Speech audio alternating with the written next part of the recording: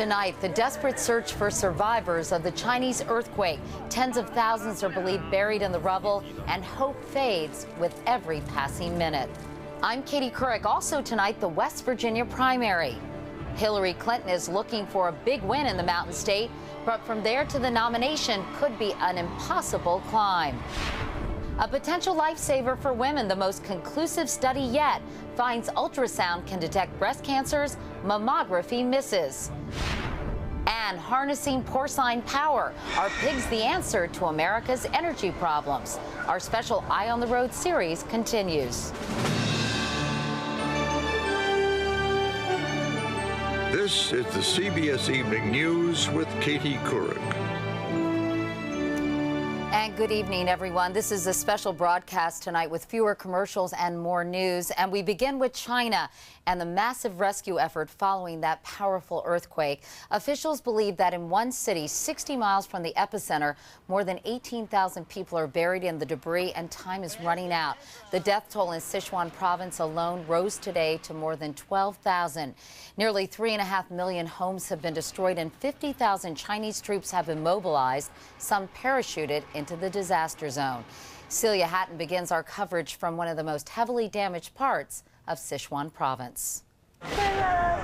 Nobody knows how many people are trapped inside this living nightmare in central China's Sichuan province. In many places, survivors are in the minority, left to pull hundreds, sometimes thousands of bodies out of the wreckage. The city of Dujianyan was one of the worst hit areas. Here, a hospital collapsed, leaving medical staff to search for anyone left alive. And nearby, grieving parents gathered outside the ruins of a school where 1,000 students are dead or missing.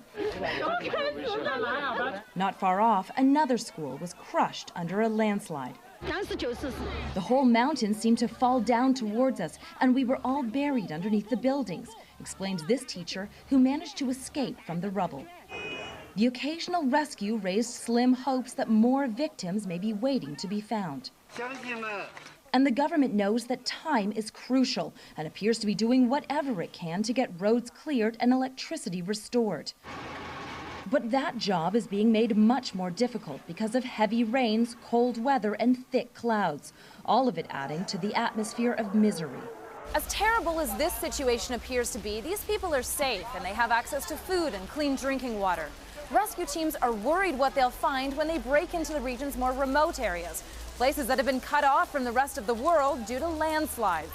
The world has been quick to respond. The United States volunteered $500,000 in aid with promises of more, money Chinese leaders welcomed eagerly.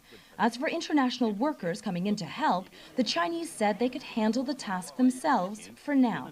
China's adamant it can pull itself together in this disaster, clear that even as the death toll rises, life must go on. In this makeshift maternity ward in Sichuan's capital, this new mother is recovering after giving birth during the earthquake, but she can't stop smiling. As long as he's safe, I'm fine, she explains. Proof that even in the most unimaginable circumstances, little things still matter. Celia Hatton, CBS News, Chengdu, Sichuan Province. Mark Laws was in Chengdu when the earthquake occurred. He's on the phone with us now. Mark, can you tell us what you experienced when this happened? We were driving out round towards the epicenter of the earthquake, and the car began to shake, and there were people came running out of the buildings, running for their lives. The road was just like a roller coaster, just coming towards us. We were up and down, up and down. It lasted for maybe 3 or 4 minutes. It wasn't until we came back into the city maybe 3 or 4 hours later, and there was a scene from Independence Day where there's literally thousands of cars queuing out of the city on the motorway, and we were the only one coming back in towards the city. But friends of mine sort of told stories of running down the stairs of the hotel with the corridors bending as they were running down them and the panels falling off the walls. What is the scene like on the streets? I understand there are people sleeping there and congregated on the streets. Yeah. And you're looking at a city similar to New York with maybe 10 to 12 million people, and literally 95% of them at least are living on the street because they're too scared to go back into the buildings. Next to my apartment, there was maybe 1,000, 2,000 people sleeping on towels, on newspapers, on nothing. They maybe had an umbrella to shelter them, and it was complete chaos, really. What have you heard, Mark, about those rural areas? Have you been able to get any information about what's going on there? And these towns are completely surrounded by mountains. They're cut off from civilization. They've got no electricity. They've now got no roads. We're hearing stories of entire towns with thousands of people in them that have just not a word has been heard from a single person from these towns.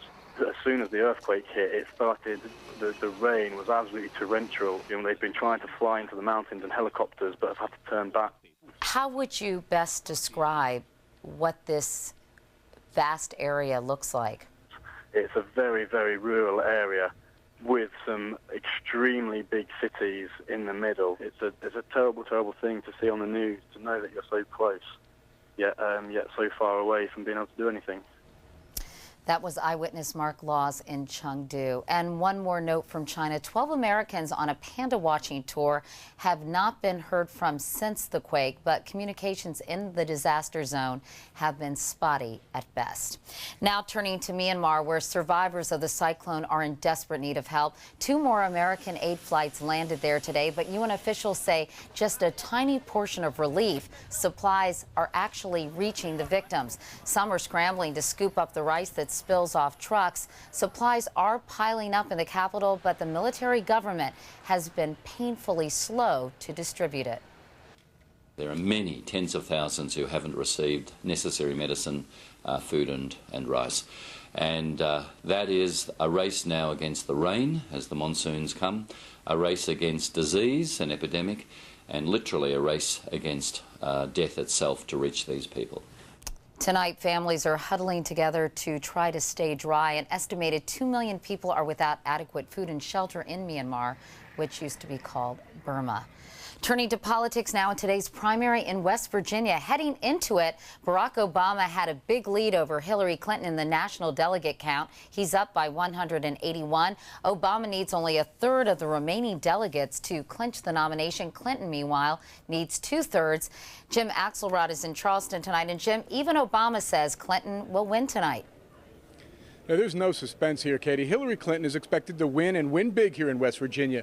The only real question is what, if anything, this would mean for her campaign going forward. The whole world's going to be looking at West Virginia. You can't blame her for wishful thinking, but no matter how big her romp, chances are Clinton won't cut into Obama's delegate lead enough to make much of a difference, though it does let her argue she should fight on. And there were some folks who didn't want us to keep going until we got to West Virginia. They wanted to say, West Virginia doesn't matter. In a new USA Today Gallup poll, a majority of Democrats, 55%, say Clinton should stay in the race. I think she's been in it since the beginning. It's fair for her to continue until it's completed. And that woman voted for Obama today. Still, 35% now think Clinton should get out, up 12% from last week. With her campaign more than $20 million in debt, Clinton desperately needs to raise money off a win here. Tomorrow, she's calling her top fundraisers to her Washington home to see if there's a way out of her campaign's dire financial shape. We've never had a campaign so far in debt this late in the season or at any other time. Campaign finance lawyer Jan Barron calls donations the silent primary because financial support mirrors political support. He expects her fundraisers to tell Clinton she's losing that primary. And that if she's going to continue this campaign, she has to recognize that it will probably go further into debt. Now, Clinton can loan her campaign more of her own money. Senior advisors say she's open to it. Of course, that would be on top of the $11 million she's loaned her campaign already. Katie? Jim Axelrod in Charleston, West Virginia tonight. Thank you, Jim. Now to the wildfires in Florida. Dozens of them are burning along the state's central Atlantic coast. About 100 homes have been damaged or destroyed in Brevard County. 17,000 acres have been turned to ash, and authorities now believe they know the cause: arson. Mark Strassman is on the scene. People losing their houses is the hardest part. Florida's firefighters lost more ground today to wind-whipped wildfires. Another 4,000 acres up in smoke. Mary Shaluga looked outside and saw flames coming. I just got a new queen-size bed. That went up. She had 15 minutes, that's it. Enough time to save her computer and her cats. Everything else is ash. It's just burnt totally. Totally. Right to the ground. Right to the ground. Everything. 21 years gone. Yep. Like that. We toured the fire zone with Florida Governor Charlie Crist. The smoke was so thick you couldn't even see what was burning. Across Florida, 100 fires have scorched 25 square miles. In Brevard County, investigators suspect an arsonist set the initial fires. It's unconscionable that somebody would do this for, to another man or woman and put them in jeopardy in this way. This subdivision was in jeopardy. Neighbors fought off flames in 3-hour shifts.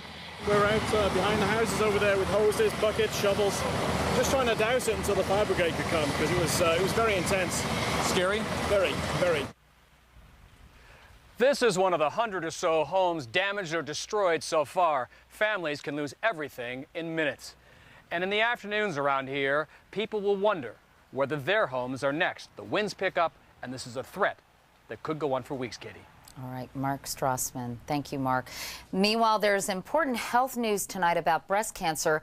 More than 40,000 American women die from it every single year, but lives are being saved every day through early detection. And a new study says there is a better way to find some hidden cancers that mammograms may miss. Dr. John LaPook has more in tonight's Eye on Your Health. As a professional sculptor, 59-year-old Eileen Fields understands the importance of good tools. Fortunately, her doctor had a good tool to screen her for breast cancer, ultrasound. A mammogram had missed her cancer.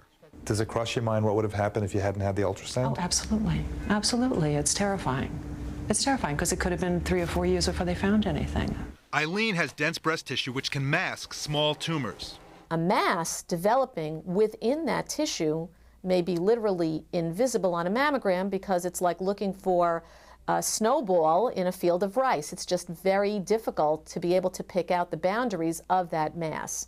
In today's study of about 2,800 women with dense tissue and other risk factors, mammography alone found only half of the cancers. Mammography with ultrasound spotted 78%. Right now, the American Cancer Society recommends an MRI in addition to a mammogram for women at high risk for breast cancer.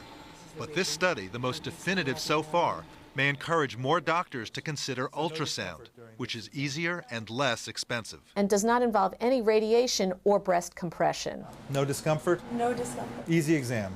Very easy exam. Doctors caught and treated Eileen's cancer early. She feels her life is back in her own hands. This could have gone on for years before anybody found it, and it could have been a whole different story. And I don't like that story. I like this story. This is a better story. This is a better story. And it's an important story because about half of women under age 50 are found to have dense breast tissue when they get their mammograms. So does that mean all women, John, who have dense or fibrocystic breasts should get an ultrasound in addition to a mammogram? Katie, according to the American Cancer Society, not necessarily. In today's study, having an ultrasound quadrupled the number of false positives, those women getting unnecessary breast biopsies. So I think women need to talk to their doctor about what their individual risk of breast cancer is, and then they need to decide, are they willing to trade off an increased chance of having an unnecessary biopsy for an increased benefit of picking up a breast cancer early when presumably it can be cured. All right, John LaPook. John, thank you so much. And there is much more CBS News ahead, including an exclusive look inside the Russian mob. They have no qualms about murdering people. But up next, cow power, how farm animals could be a source of alternative energy in our special series, Eye on the Road.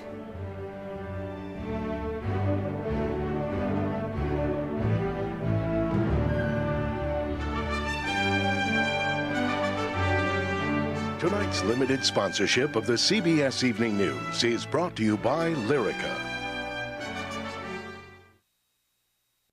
Soaring gas prices have Americans driving less. A report today says demand for gas is down 7% from this time last year.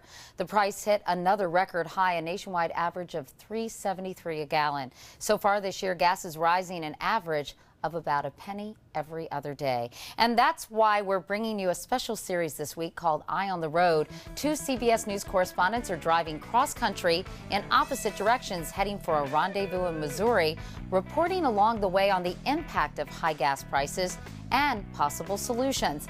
Tonight, Nancy Cordes is in Indianapolis, and Nancy, looks like a nice night for a ball game. It sure is, Katie. We're at Victory Field. It's the home of the minor league Indianapolis Indians, and they're going to be taken to the field in just a few minutes. When we started this road trip, we were particularly interested in coming here to Indiana because the state has been so aggressive in investigating alternative fuels. They've got 7 ethanol plants here, a fledgling wind power program. But when it comes to sheer inventiveness, there is one small farm community here that really takes the cake. Reynolds, Indiana isn't much more than a crossroads. Only 500 people live here. What they do have plenty of is pigs. In fact, they're filthy with them. 150,000 pigs in all. A few years ago, the small town had a big idea. What if the pigs could power the whole town? You look at your gas and electric bill, it'll motivate you to do something. We have to do something. That's how tiny Reynolds became Biotown, USA. First town in the country to attempt to go entirely off the grid. They traded in their cars for flex fuel vehicles so they could fill up with an ethanol blend made from local corn. It's now $1 a gallon cheaper than regular gas. But beyond that, Reynolds residents have found it isn't easy going green. There's been a whole lot of hoopla about a little bit of nothing. They broke ground on the plant to turn pig waste into power back in 2006. But today, it's still an empty field. We're into a situation where sometimes technology just isn't what we expect. The ladies of the Reynolds Card Club aren't ready to throw in their hands just yet. But I thought things were supposed to be up and operational by 209, and obviously it's not going to be. Up the road a piece, one of the nation's largest dairy farms is proving that it can be done. There's 3,200 cows over there. You can use livestock to light your home. Each cow produces 100 pounds of manure a day, and so we've got a pretty good source of raw supply. That's enough methane gas to power all of Fair Oaks Farm, or 700 to 800 homes. Ooh, it's pungent. Well, we like to say that it's the smell of money. Or at least he hopes so, because right now they're still just barely breaking even on that investment. And what it shows is that switching over to alternatives to fossil fuels can be costly, it can be complicated. But Katie, with gas prices going as high as they are today, it seems like it's a more worthwhile goal than ever. Yeah, and talk about recycling. Meanwhile, Nancy, give us an update on the 2 cars that are out on the road. How do they compare? Okay, well, right now, Jeff Glor, who's driving a hybrid Toyota Prius, is paying about 10 cents for every mile, while we in our Ford Fusion are paying almost 16 cents a mile. What that equates out to is about $5 for every 100 miles we drive. All right, Nancy Cordes. Nancy, thanks so much. Tune in tomorrow, by the way, tomorrow morning to the early show to find out how both teams are doing. Tomorrow night, we're going to check in with Jeff Glor, who's heading east to Denver, where farmers are dealing with a double whammy: high gas prices and high food prices. And for more on the series, you can go to cbsnews.com and look for CBS Evening News. Simply click on Eye on the Road, and you too can track the progress of both Jeff and Nancy. But right now, a special CBS News investigation about what Attorney General Michael Mukasey calls a growing threat to our security: international organized crime. He's going after it, and tonight we take you inside it. Our chief investigative correspondent Armin Katayan gives you an exclusive look at the Russian mob. How many times have we walked this boardwalk before? Many. They were known as Z and Louie, thick and thin. Partially disguised, they talked for the first time to CBS News about their nearly 10 years as undercover agents for the FBI. What were the kind of roles that you played here? Well, we portrayed ourselves as not only high rollers, but wise guys from Atlantic City. With big-time U.S. Customs connections and a bankroll to match. The $2,000 dinners, the fancy cars, and yes, I did fit in one. More than 100 nights a year, Z and Louie wined and dined their way around Atlantic City, slowly working their way in, helping to expose the magnitude of the Russian mafia. Diamond and arms dealing, cigarette smuggling, healthcare and credit card fraud, cybercrime, and an appetite for violence. They have no qualms about murdering people. If they have to kill you, they'll kill you? Absolutely. CBS News has learned that hundreds of FBI agents in New York are now devoted to fighting what one top official called an explosive growth in organized crime, fueled by the growing influence of Asian, Albanian, and Russian mobs. In the last 3 years in New York alone, the FBI has indicted more than 300 non-traditional crime figures. The public has a perception that organized crime has largely gone away. That, of course, is not at all true. In the last 15 years, the Russian mob based here in Brighton Beach, Brooklyn, has grown into an intimidating force, a lucrative international enterprise stretching from Moscow to Israel to Thailand to the United States, blending old-fashioned brutality with high-tech skills. The Russians' massive smuggling operations were run out of this port in Newark, New Jersey. One ingenious scam to avoid paying taxes had tanker loads of wood grain alcohol being shipped back to the motherland. Vodka with a twist. They would dye it blue. They would label it windshield washer fluid, ship it to Russia, undye it, and then sell it as vodka. In time, Louis and Z left the shores of the Atlantic for Zurich, Switzerland, in a far more menacing situation. A meeting with a high-ranking Russian general offering his government's arsenal for sale. And we're talking long-range missiles, tanks, submarines, everything. The danger was driven home last week with the New York indictment of notorious Russian arms dealer Viktor Bout, captured in Thailand in March. He was charged with selling weapons to a terrorist group to be used to kill Americans. Hardly a scene from The Sopranos. Italian organized crime, neighborhood, drugs, prostitution, sports betting, traditional stuff. This is way up the ladder. Exactly. And if they'll sell that to a couple of mob guys from Jersey, what are they selling to Al-Qaeda, terrorists? It's all available for the right price. Greed drives everything. Wise words from a couple of unlikely wise guys who played their part in the war against the mob. Armin Katay and CBS News, Atlantic City. A pioneer in modern American art has died. Robert Rauschenberg gained fame for what were called combines, combinations of three-dimensional objects and paint. One critic wrote he showed that all life could be open to art. But art was not his first calling. Growing up in Texas, he wanted to be a minister. He gave that up, he said, because his church did not allow dancing. Robert Rauschenberg was 82. Coming up next, a place where hope and change take on a whole new meaning amid skyrocketing prices. Finally tonight, for some Americans, an economic slowdown may mean a shorter vacation or fewer trips to the mall, but for others, it is much more dire. Seth Doan now with our series Hitting Home, The Other America.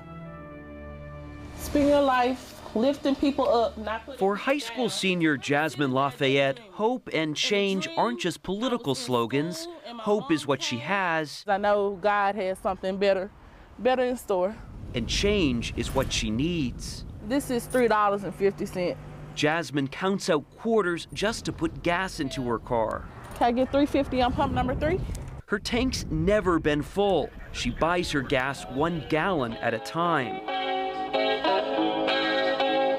It's no wonder they call this part of America the home of the blues. The Mississippi Delta is rich in culture,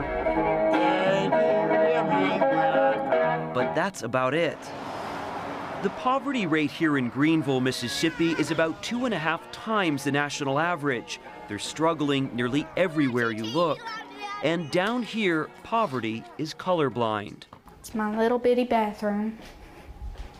No rod for the shower curtain, which no hot water, so it doesn't matter too much. There's not much to see touring Heaven Thronson's apartment. You have to be dirt poor living under a bridge for somebody to think, this person really needs help, and You feel like you need help? Everybody does, but I believe I'm one of them. You looked for food stamps but didn't qualify. You kind of feel caught in the middle? Like I'm getting screwed. Really? Yeah, because I'm working so hard to only come close to making ends meet. Chris, you want whip? She makes just over $200 a week plus tips, working hard at this cafe. A bit ironic, perhaps, given the state of her own cupboards. I think everybody in America, unless you're Bill Gates, struggles. Across town, the note I showed you this morning said I had to leave early. Jasmine Lafayette is struggling to maintain her place at the top of her class. All right, Jazz, I know you love to read. She wants to go to college, but 2 or 3 times a week her school day is interrupted because at 17, she's the caregiver to her disabled mother. So I just leave and go take care of business for her. So that can be going to the doctor, Going getting to the bills doctor, paid. bills paid, go pick up prescriptions. It gets tough because it's only me and her, and it's been like that ever since I've been in the world. Her dad died before she was born, and her mother's been disabled as long as she can remember. They barely make it, living on government benefit checks of less than $1,000 a month. Today, the little bit of gas gave her the chance to get a little bit of food. We learn that if you just sit around and just dwell in the state of depression or the state where you are, well, I don't have this and I don't have that. But look at the things that you do have. What Jasmine has most of all is a lot of hope. My mom laughed at me when I do this. I told her I try to shake out every little piece of gas that we can get. Despite having only a little bit of change. Seth Doan, CBS News, Greenville, Mississippi. And that is the CBS Evening News for tonight. I'm Katie Couric. Thank you for watching. I'll see you tomorrow. Good night.